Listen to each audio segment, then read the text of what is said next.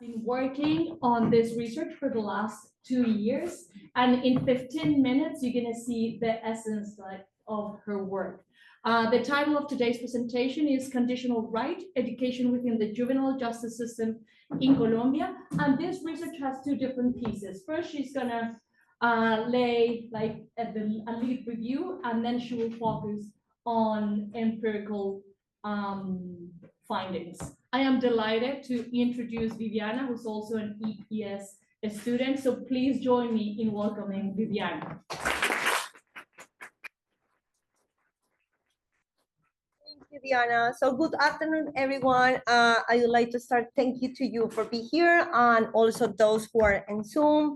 I'm very happy to share with you my preliminary findings of my research. As Diana mentioned before, I have been working as a part of the LACIS department, master LACIS department and program and education program. And I want to thank you as well for LACIS, which has been my home for the last 2 years, and as well allow me today to share with you about my passion, that is education. So I'm very grateful with your attentions, and I will move to talk about my project. So the title is Conditional Right, Education with the Juvenile System. And I would like to start, maybe you're wondering why focus on education in a judicial context. So let me help answer this question. So even though conversation about school to prison nexus have significant tradition in the US, this topic has been largely overlooked by policymakers and scholars in Colombia. So this is important to know that Colombia, compared with other countries in Latin America and the Caribbean, has a rate of criminality linked to the drug-related violence and ongoing armed conflict. So this is some of the picture about juvenile system in Colombia, and that we can find in web page of the institution that lead this program. And so what we don't know about juvenile system in Colombia. So in Colombia, adolescents between the age of 14 to 18 who commit a crime are processed through the specialized system, criminal justice system for adolescents, or Sistema de Responsabilidad Penal in Spanish. SRPA is the name that I will refer in all the presentation.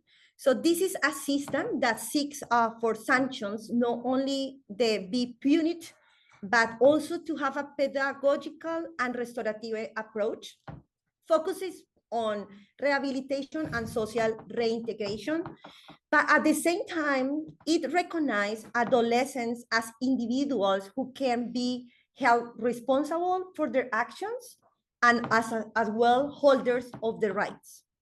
So in this context, Colombia has the legal obligation to guarantee the right of education for those adolescents, whether they are facing custodial or non-custodial sanctions. So education is regulated under this decree, which indicates that the state must only provide formal access to educational service, but also guarantee the conditions necessary for continued retention and quality learning during the sanctions periods.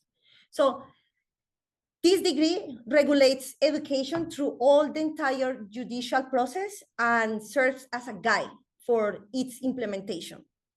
So, however, although this obligation exists on paper, what we actually know about educational trajectories of those adolescents in the SRPA is very limited.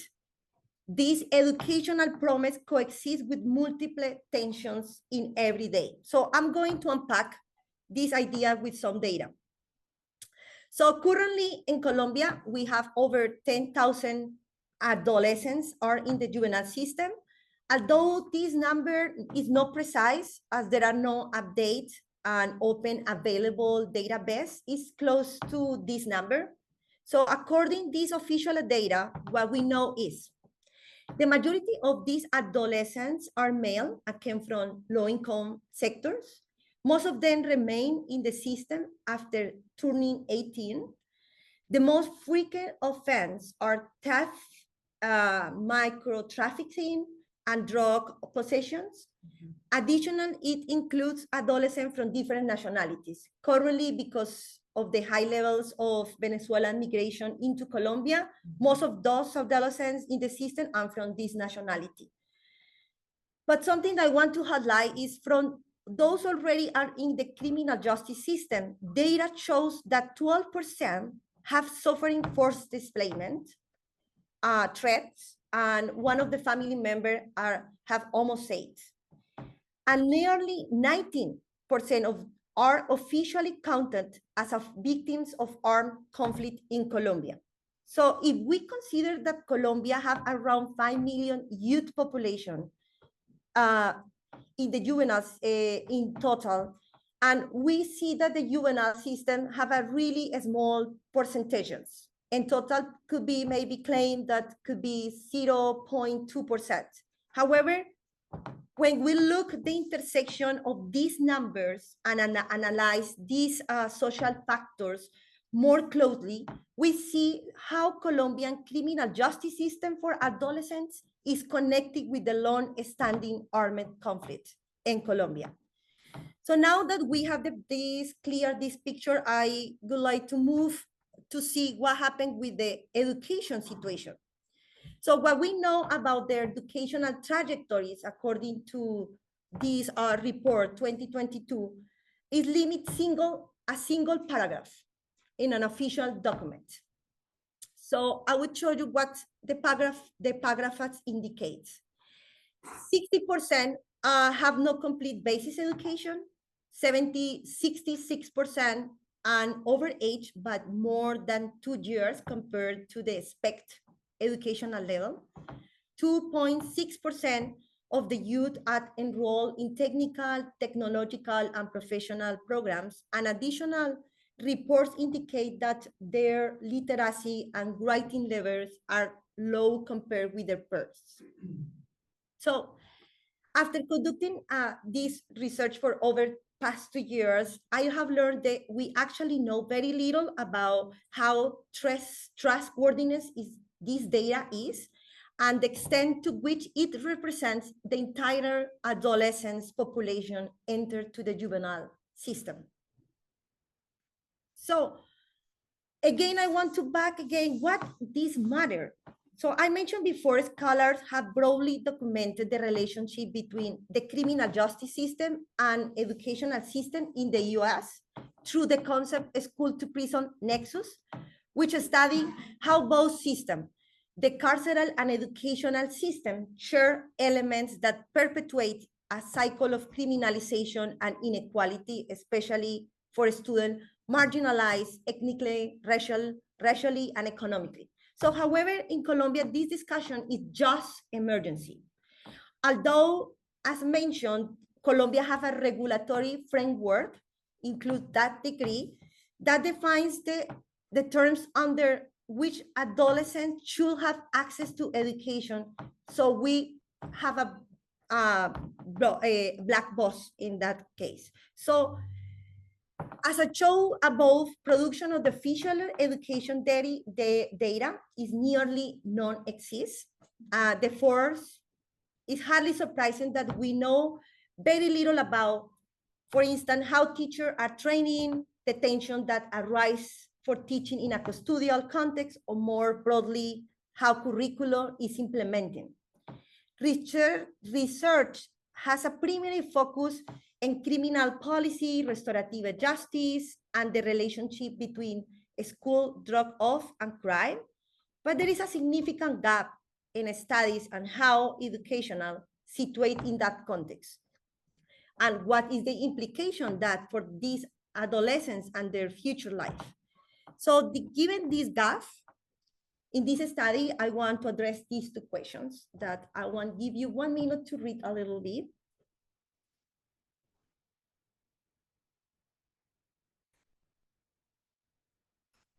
So as you can observe, I want to analyze the perspective of those who play a key role in this process. To public officials involved in the SRPA, in particularly interest in understanding how they perceive both the possibilities and the limitation of the educational rights on those adolescents. And at the heart of this question, I'm interested in looking at what does educational really means for adolescents according to those who implementing the policies. So in order to answer this question, I designed a qualitative case study with a focus in the rights of education, only specifically in that right. To approach this, I select public institutions responsible for the guarantee of the right to the education. That is Ministry of Education, Bienestar Familiar, that is the institution for family well-being, and Ministry of Justice and Secretary Departments of Education in local levels. So I conduct the research in two phases. So first, I gather all possible officially information of the SRPA. So given the limited number of documents available online, I sent 10 formal petitions on the education and justice sector, asking for anonymized data regarding about the educational process in the juvenile. So for instance, the grade level at which adolescents enter to the system and graduation rates. So through this process, I was able to map all the institutional structure of the juvenile system. And for this, and I have learned this through these 10 formal petitions that official replies state these data were inaccessible due to the confidentiality restrictions, but essentially there is a lack of national records. So in a second phase, so given this restriction last year between July and August, I conduct 23 semi-structured interviews in Colombia, each lasting 60 and 19 minutes. So the interviews include teachers, center coordinators, and officials from entities for all the entities responsible in implementing of education. So most of my interviews held position at the local level that I did conduct 14 participants, and in the national level, 9. So I want to move, what is my argument? So although the criminal justice system in Colombia formally recognized the right of education and schooling, in practice, schooling is reduced an administrative procedure with the juvenile sanctions, lacking a clear pedagogical framework and effective monitoring mechanisms. So the Ministry of Education, the Colombian Institute for Family Wellbeing, and the Departments of Education operate in a disjointed manner, prioritizing administrative tasks over the effective guarantee of the right of population. So with this gap, teachers at the bridge between the educational and judicial system, negotiating daily tensions in a practice, creating public policy that the state neglects at the design level. So part of my job during these 2 years, it was understanding how operates the juvenile system only in educational sector. That the most of the information we know is about judicial process. So I want to show you this graphic because I want to explain this. These institutions, so in general, all the juvenile system is organized under hierarchy and chain of command in both national and local levels. Each institution play a distinct role, both in judicial process and ensuring the right of the adolescents. So on one side, we have the judicial sector, and the other half, you have the educational sector that include all these institutions I want to highlight the institution who leads and connects these two systems is the Colombian Institute for Family Wellbeing, the ICBF. Why ICBF? This is the entitled responsible and comprehensive protection of children and adolescents in Colombia and holds central role in the juvenile system because act as a bridge. It coordinates different institutions involved, other institutions like NGOs and other, for example, health sector, and connects the judicial and educational sector through the detention center. The ICBF is also responsible for regulating the detention center and overseeing the implementation of the sanctions, both custodial and non-custodial for adolescents. So I would show you the sanctions. So I would show you if the adolescent receive non-custodial sanctions such as community service, partial detention, or supervision freedom, they must return to the public system and continue their schooling while following the obligation of their judicial sentence. So we see all me.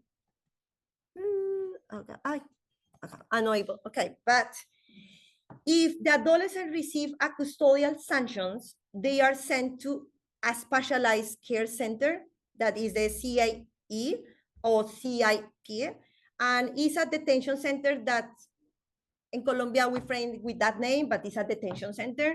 So these centers simultaneously operate a school prison. In practice, these centers becomes an annex or an extension for a nearby public school. So in this graphic, I want to show you how this education for these adolescents is situated in the intersection between two systems, the educational system and the penal system at the same time. So this context is crucial to understand how the officials and teachers I interviewed experience the tensions and limitations that I will refer to the next. So I want to share with you my findings. So my first finding is, although decree recognizes the right of education, its implementation operates as a technical administrative mechanism rather than a comprehensive educational policy. So this is important because it reveals that deep organizational fragmentation that undermines access to a continuity in education for adolescents inside of the juvenile system. So I want to share with you a story. When I spoke with officials and teachers, everyone acknowledged that having a regulatory framework has a significant step forward. They expressed that at the beginning of the juvenile system, no one really knew what to do, what decree. So the decree helped at least to clarify the responsibilities of the institutions. So they perceive the decree as a progress. However, when you look more closely at how it's implemented, so the clear tensions emerge. So on one hand, there is a formal structure that distribute responsibilities among the justice, welfare, and educational sector. But in other hands, the teacher who are the system front lines, the support from the educational the teacher who are in front of the lines, who are really leading and supporting what happened with the education. So additional, at national level, officials recognize that the room for the action is really minimal. They can offer suggestions, they have no real capacity or no real budgets to influence or ensure changes on the ground.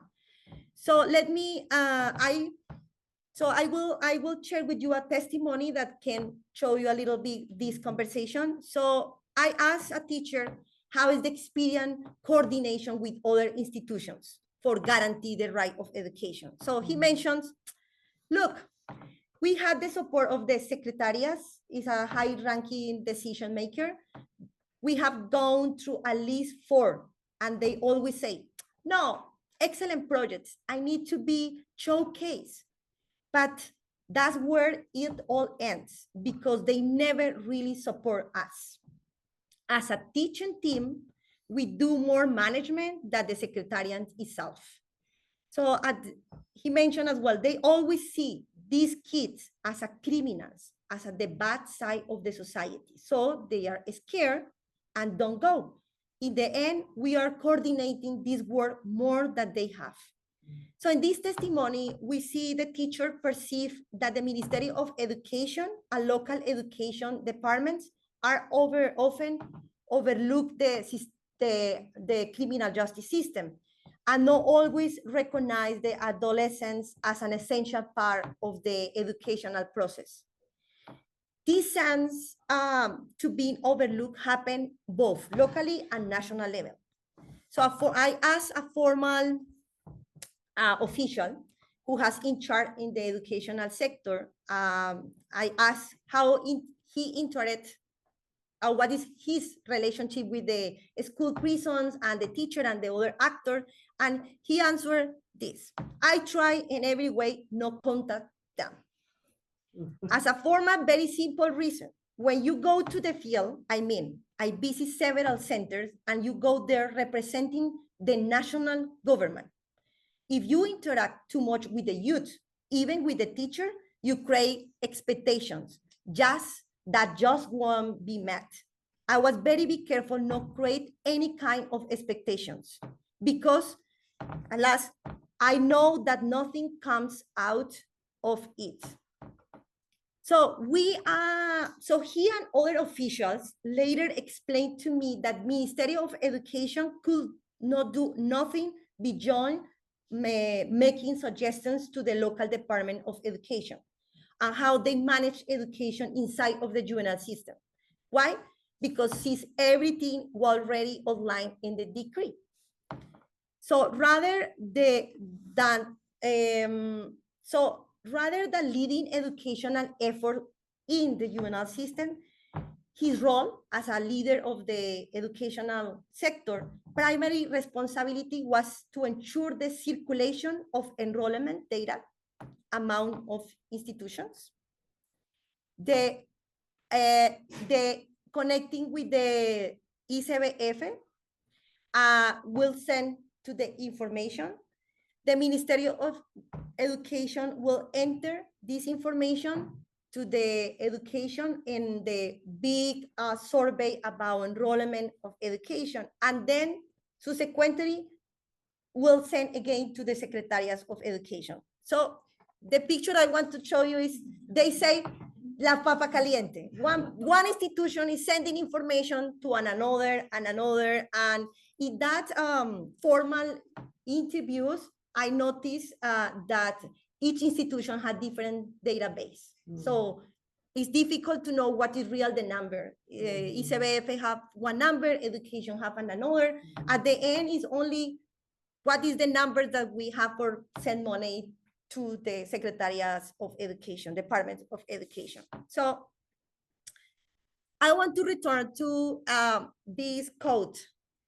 So I've asked another ex-formal official who play a really important role in the juvenile system, and I asked him what was his perception, and he answered, the ministry don't really pay attention to the juvenile system. It's just a small population.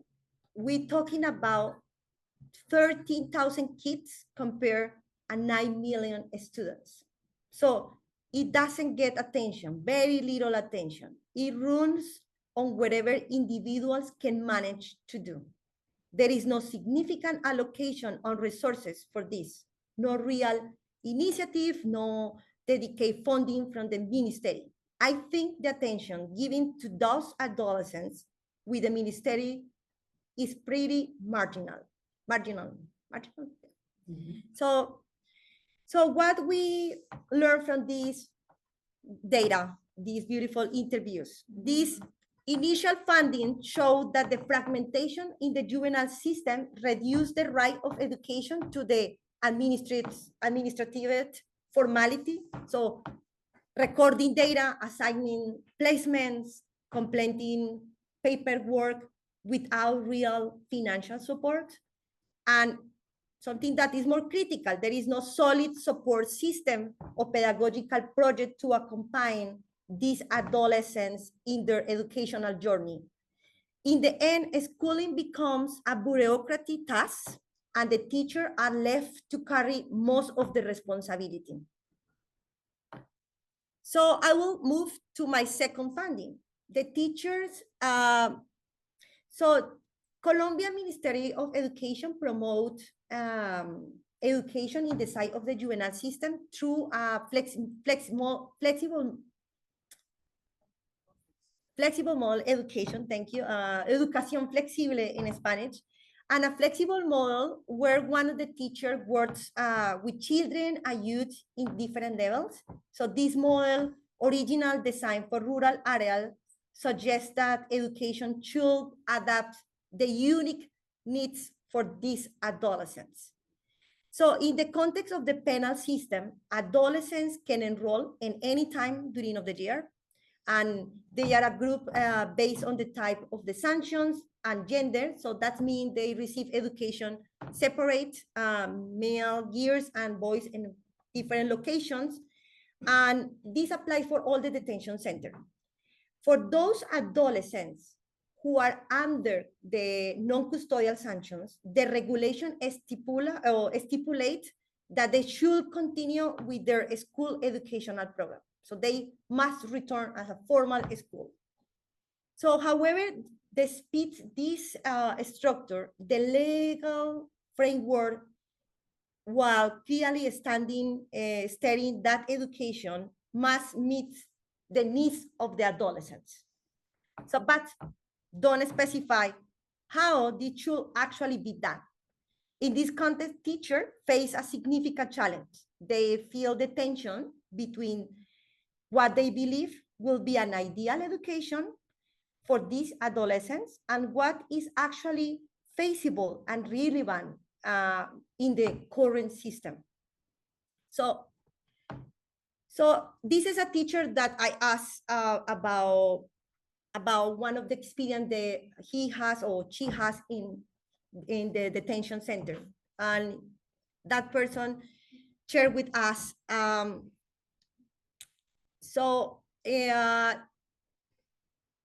One second. Yeah. So the students, he said, basically he was telling me that arrived one student from Arauca. This is a part of the region in Colombia for those who know. And he explained that that person don't know how writing and reading. And so he asked what I can do. He's really smart. We watch what his classmates write. He looks at what I put on the board and he learns by imitation. He's picking it up little by little. So in a single classroom, teachers often have students from different grade levels and they don't have any extra support to manage this situation. So on the top of the pedagogical challenge, teachers under these conditions, there are at another difficult condition that is working in a confinement. So one teacher put it this way: when the students are in the detention center, they live with depression. Our job is to make them fall in love with life again. And so additional about these challenges teaching in a detention center, they refer all the time how difficult it handle students with art and drug consume or often consume. Yeah. So live in a detention. So this is also a situation that teachers themselves need to follow.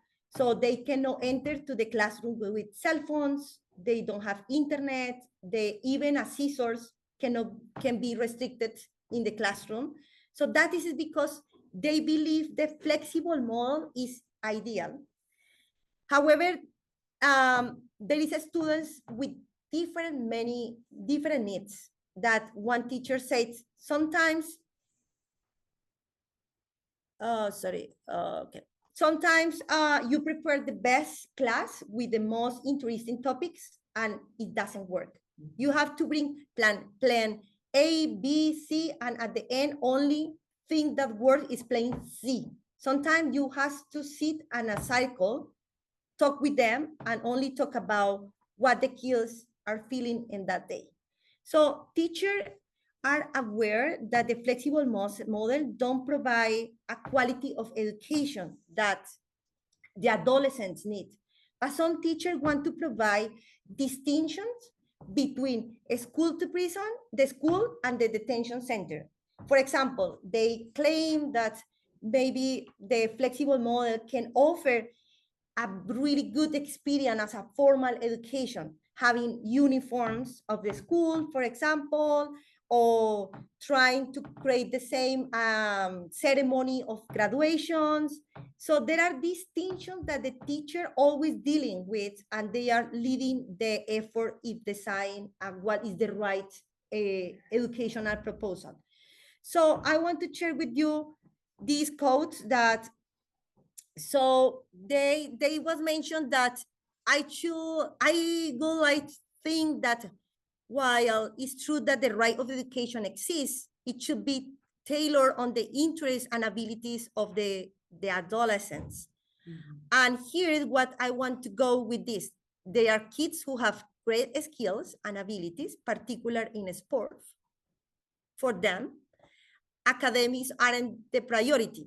So in base, he was to claim what we are having instead of a formal education or with academic purpose, having another activities.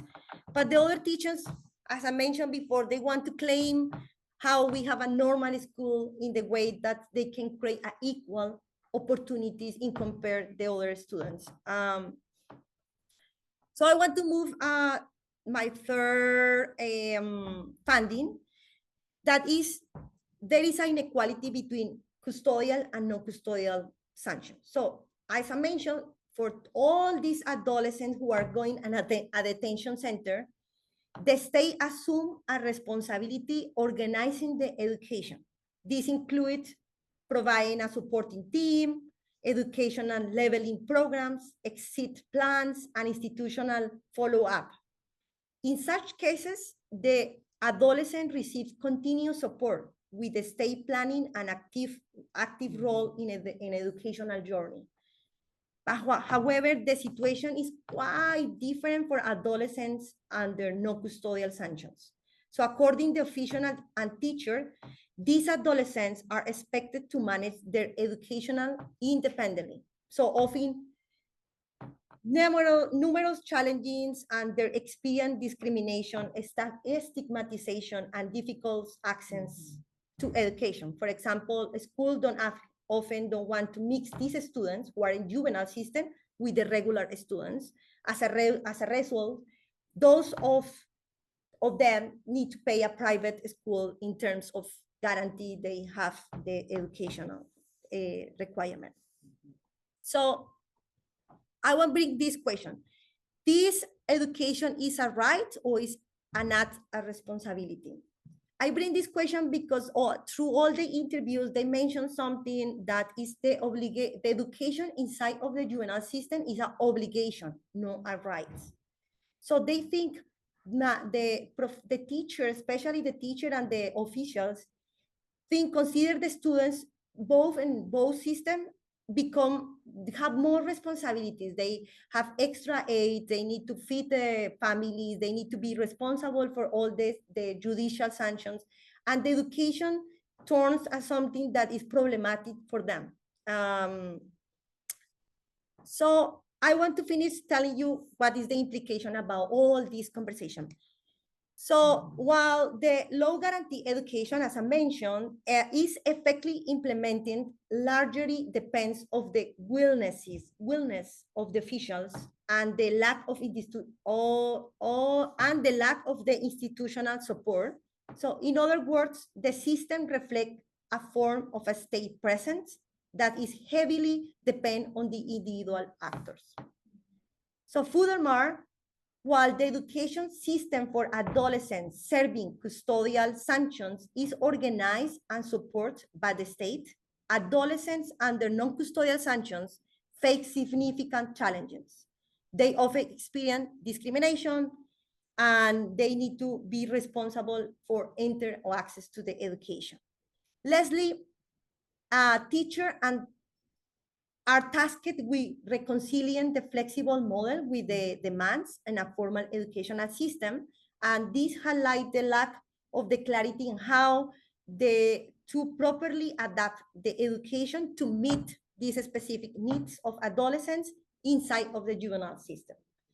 And I want to close telling you that this implication is very relevant right now when we consider what happened in Latin America, what happened in the United States, that more adolescents are going directly to the juvenile system, and actually countries like Salvador and Brazil trying to reduce the age for enter to the adult system. Thank you so much for your time.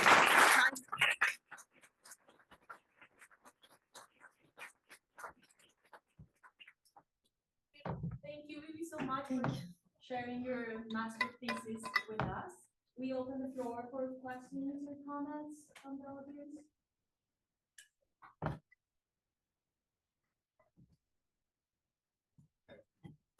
Yeah, thank you, Viviana. Very important, very quick thing that you studied. I have just two questions. The first one is like, do you see your work as a way to advocate or try to make recommendations to improve the system? And if so, who and where would you put the emphasis, or which piece could be changed to make it better? It could be like in the Institute for Family Wellbeing, or curriculum for teachers, or key decision makers, or all of them. Where would you see the most effective way to make these gaps close? Thank you for that question. I would like to mention that something that I have found in this research is there is the teachers. I couldn't have the spot to mention, but the teachers are formally creating a group that they are trying to teach themselves how maybe they can create better education inside of the juvenile system. So I think in this job, I would like to say that I would like to promote their voices, and as well help to understand what is relevant this topic, and maybe encourage more scholars to do research about this topic, and as well to create that dialogue about what is the relationship between these two systems that apparently don't have any connection, because we don't only look that problem as a, if the students have dropped off the school, they are doing in a directly criminal guns, but the relation is more deep. So there is really slightly information in Colombia that the schools, through the Manual de Convivencia, how to say that? Guidelines of all the school have, the teacher refer the adolescents, for example, who are consume drugs directly to the juvenile system, when in Colombia, consume drug is not something illegal. All the problems about school can be referred directly to the juvenile system. We have a lot of evidence in the United States that the school start this path directly to directly to the juvenile system, but in Colombia, this is not a conversation. So I think it's this project, I have the inspiration, start that conversation, and maybe help to the teacher that they want to claim to the government, create a specific profile, the teachers that can teach in that context. Is there any initiative either by the government or outside to increase the data collection to figure out, publish more data about people who are in the system? The juvenile system is huge, have many, as all the organizations are working, there is one institution or one role that is like Secretaría de la Responsabilidad Penal de la Adolescencia. Is so long, but in general, this has the role to coordinate all the system, even the Institution for Family Wellbeing. And make recommendation. One of these recommendation is create a database for one database for all the institutions. That recommendation, it was 10 years, almost 8 years ago. We are still having that conversation. So I think the best way to answer that is, as the papa caliente, is the way the information you sending one to another institution is working very rudimentary. It's Excel based and people clean and set, but consider that Colombia is a huge country, have rural areas. Most of these rural areas don't have technology, have other needs. I think we are doing a great job. Are there still flux of Venezuelans coming into Colombia today, or has that stopped or declined? And are any of the Venezuelans who went to Colombia returning to Venezuela? I cannot answer that question, but I think this is one of the questions that we need to ask and recognize what is important data.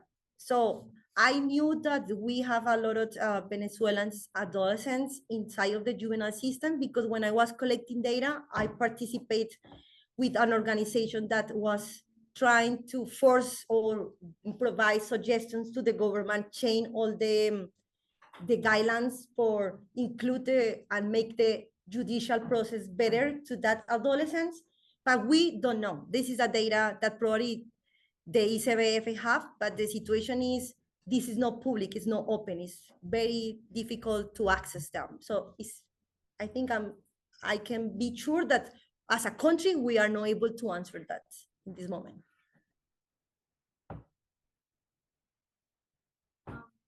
First, a comment. I think that you were very generous in saying that Colombia is doing a lot. I think that actually what your work shows is that it's not doing enough at all, right? I mean, you just made a point that from all the legal framework, there's only one paragraph talking about education, and you describe data collection and data analysis as a hot potato. So I will add nuance to that. That said, you came to this research 2 years ago thinking that you were going to be able to play with large data sets and you wanted to put into practice all your quantitative assistance. 2 years later, you have the data you collected through the official requests of information and the interviews you conducted last summer. Now that you know what is possible, what do you think should be the next research step? So that's my first question. And the second one is, I would love to hear how you conceptualize educational policy. Thank you. Okay, so I will answer the first, the easier. So I think the research that could be next is, I think that we need to ask the ideal research will ask directly to the adolescents, both custodial and non-custodial sanctions, what could be or how it looks like their experience.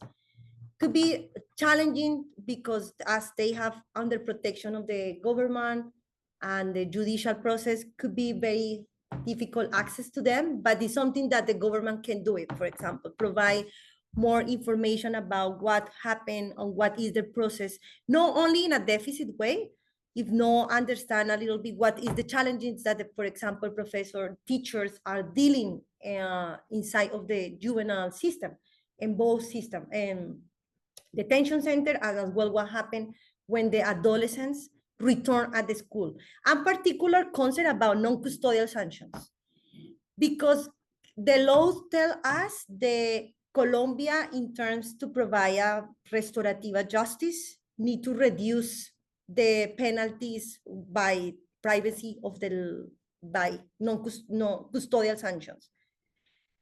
And we maybe consider that's a great idea.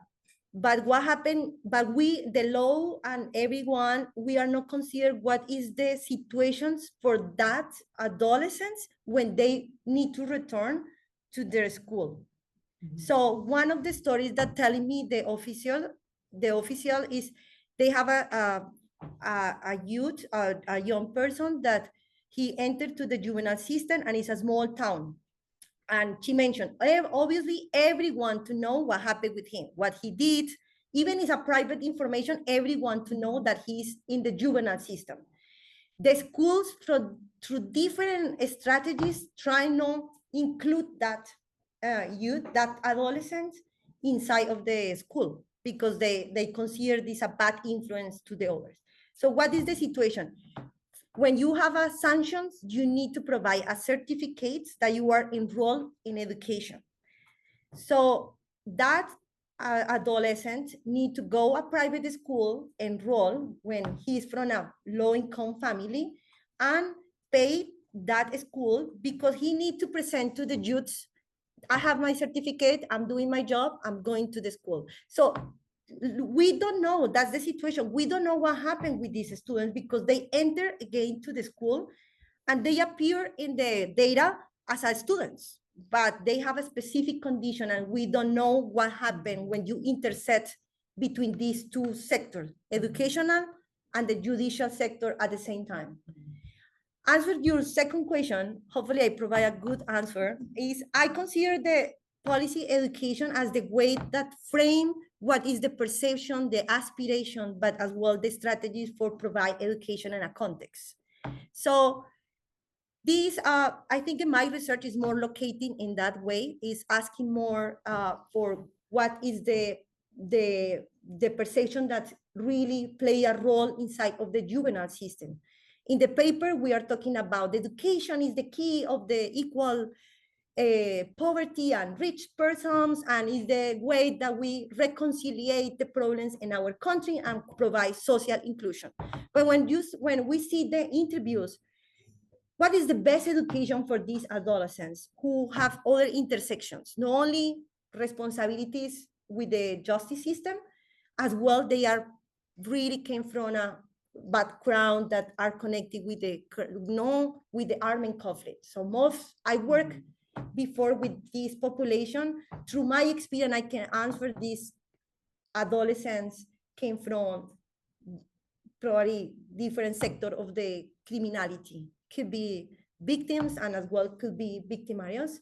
So I think we need to consider in education what is the role of the state and how operate in this policy the different levels of the government, how we maybe consider that always the education policy is creating the top down, and we see the policy is created, teachers are who are creating that policy and asking and resolving that problem about what could be the best way to provide education to them. We have a question here from one of our friends online. I hope I'm pronouncing their name correctly. Juan Borges. Viviana, do you think that the upcoming presidential elections in the country can leverage the changes that are required to address the weaknesses of the system that are evident in your work? Or what other types of changes should be implemented to address the weaknesses? Yes, it was more difficult that question than the last.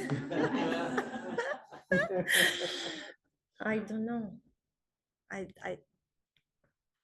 think the policy is a job that I don't know. Honestly, I passed that question.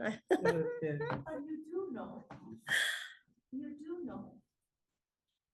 I mean, you know that politics in Colombia are pulled by lots of different forces. One of them, finding enough people to vote. Nobody pays attention to this population because there are no voters. It's gonna be so hard to get a Minister of Education to care about this population that I think that your answer to Alberto's question was brilliant. Was forget about the ministry, forget about the state, the big state. Let's focus on what teachers are doing and how we can support them in what they want to do too. So think about why we're in 2025 and nobody else besides a couple of lawyers and you have asked questions about this population. Why?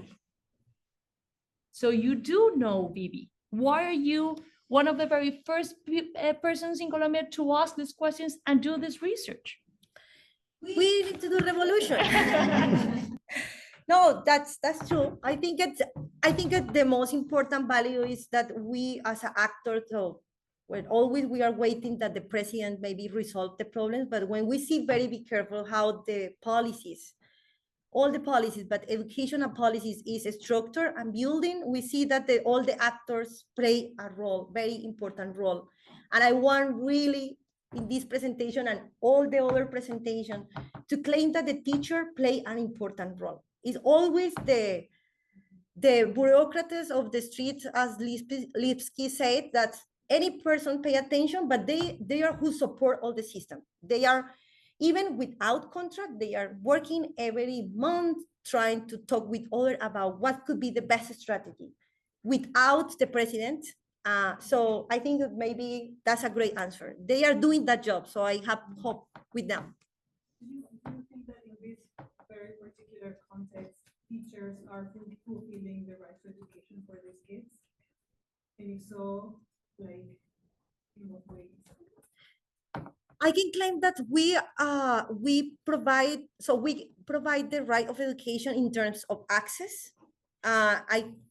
We are not sure what happened with the quality of that access. Something that we need to do more research. I think teachers are dealing with these tensions that, as Diana mentioned, anybody asking, what is the relationship between both sectors? Looks like it's very natural in Colombia to say that, oh, they have education inside of the detention center. But anybody asks, what looks like having a school inside of the detention center, but what could be the experience going to the judicial context and as well going to the school? It's something that I think we need to start that conversation. We have another question from a friend online, Adriana Romero. Vivi, thanks so much for your insightful research with us, or for sharing your insightful research with us. It definitely identifies an important gap. I wanted to ask if you were able to get any sense of how officials perceive the impact of the education process on the effectiveness of the different types of sanctions.